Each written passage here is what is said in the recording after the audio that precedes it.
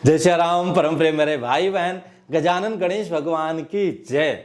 बहुत सारे लोगों के मन में प्रश्न आ रहा है, गुरु जी हम गणपति बप्पा को 30 को ही लेकर आए अथवा 31 को लेकर आए और उनकी स्थापना का शुभ मुहूर्त, सबसे उत्तम मुहूर्त कब है?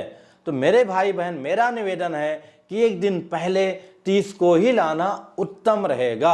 आप समय जानना चाह रहे हैं तो समय है 3:45 बजे से लेकर के 5:30 बजे तक, और दूसरा भी 5:30 बजे से लेकर के 8 बजे के अंदर कई दृष्टि से बहुत ही उत्तम है।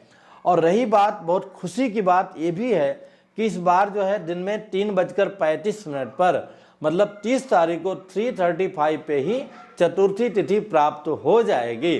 तो आप शाम को भी लाएंगे घर में तो चतुर्थी ही मानी जाएगी, इसलिए निस्संदेह आप शाम को ही लेकर के आ जाएं, एक दिन पहले 30 अगस्त को। अब इसके बाद में स्थापना की बात आती है तो इसमें एक मुहूर्त है और दूसरा हमारे आचार्यों की उपलब्धता। दोनों चीज़ों को हमें ध्यान देना चाहिए। तो ध्यान पहले हम मुहूर्त पर आते हैं तो गणेश जी तो स्वयं हजारों विघ्नों को दूर करने वाले हैं, और चतुर्थी तो ऐसा अकाट्य मुहूर्त है, इसमें कुछ भी देखने की आवश्यकता नहीं है। फिर भी हम स्थापना के लिए देखना ही चाहते हैं तो हम 30 तारीख शाम से ही क्या रात से ही अगर हम देखते हैं तो रात के 11:13 से 12:39 तक जो है ये शुभ की चौघड़िया है। उसके बाद में अमृत की चौघड़िया है। उसके बाद में ये जो है लग्न अच्छा मिल जाएगा, तो इसलिए जो है, और उसके बाद क्रमशः प्रातः से लेकर के कभी चौघड़िया प्राप्त हो रही है, कभी चर अथवा स्थिर लगन प्राप्त हो रहा है, और कभी होरा प्राप्त हो रहा है।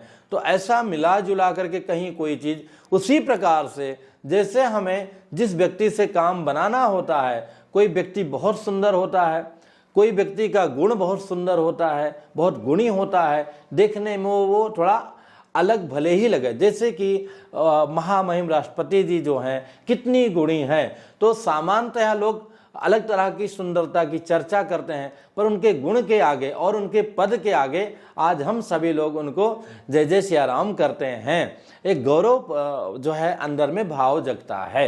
इसी प्रकार से हमें कहीं पर जो है लग्न मिल रहा है, कहीं पर चौघड़िया मिल रही है, और कहीं पर जो है होरा मिल रहा है। तो आप देखेंगे रात में 11 बजे से ही लेकर जो चतुर्थी भी प्राप्त हो रही है, और अगले दिन पूरा जो है पूरा का पूरा समय प्राप्त है। राहु काल वगैरह का इसमें कोई महत्व नहीं है।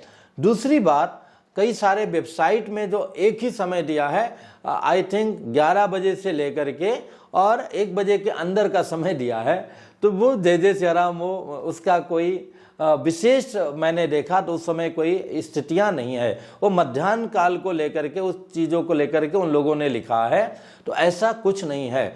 मेरा अपना अनुभव है कि जब आप आराम से आप रात्रि में जागे हैं या किया है, तो उत्तम तो यही होगा कि जितनी जल्दी उनकी स्थापना हो जाए उतना अधिक हमको लाभ मिल जाएगा।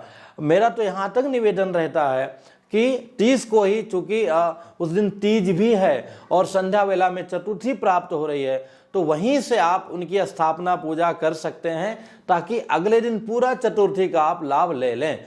तो वहाँ से लेकर के चतुर्थी तक जो है पूरा का पूरा महत्व है और उसका आप पूरा लाभ लें। लेकिन हाँ, जब आप पूरा अच्छी तरह तैयार होकर बैठें और आपके आचार्य पुरोहित भी आ जाएं, वही घड़ी जो है सबसे शुभ मानी जाएगी, क्योंकि उसी घड़ी में गणेश जी महाराज जी का प्राण प्रतिष्ठा संभव होगा। तो मेरे भाई बहन, आप सभी लोगों को गणपति बप्पा की, गणपति उत्सव की बहुत बहुत शुभकामनाएं। इससे संबंधित पूरा वीडियो आप अपने इस एक लिंक को टच करके चैनल पर देख सकते हैं, और भगवान की कृपा से लगभग जो भी आपके मन में शंका है अथवा दुविधा है, उसका समाधान अवश्य प्राप्त हो जाएगा। गणेश जी की कृपा हम सभी पर, विशेष करके आप सभी पर बनी रहे, भगवान से ही प्रार्थना है। जय सिया राम।